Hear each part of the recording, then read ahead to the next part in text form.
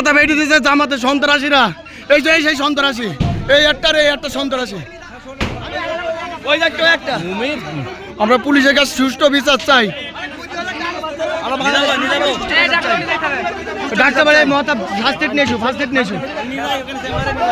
জামাত ইসলামের এই সন্ত্রাসী আর ওই একটা সন্ত্রাসী পুলিশের হাতে গ্রেপ্তার। আমার বার মাথা বেঁধে দিছে।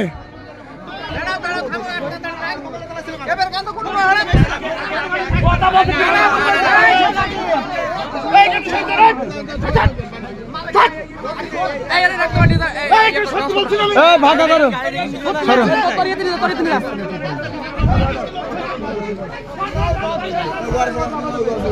স্যার, আমরা হসপিটাল নিয়ে যাবো স্যার।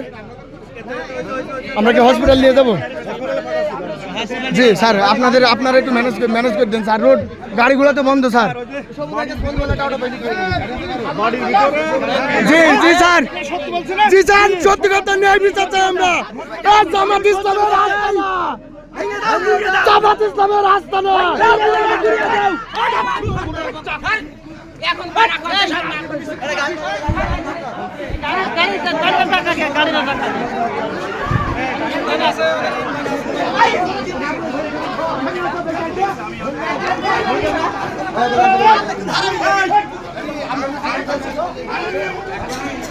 আমার বাবার মাথা বেঁধে দিছে, পুলিশে গ্রেপ্তার করছে। হাসটাবার এই শহীদুল, আমার বাবার মাথা বেঁধে দিছে।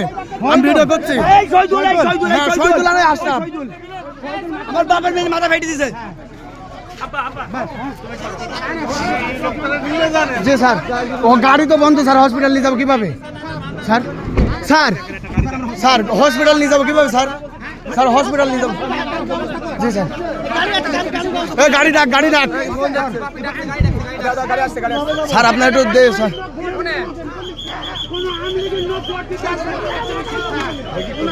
দেখি আপনার হাত চলেন। মাথা ফেটে গেছে, মেরিসোরা ডাক্তার বানিয়ে যেতে হবে। তোরাই নাম বলেন। আসাদুল, হযরত হালসোনা, গ্রাম জয়পুর। কি করেন আপনি? আমি কৃষি কাজ করি।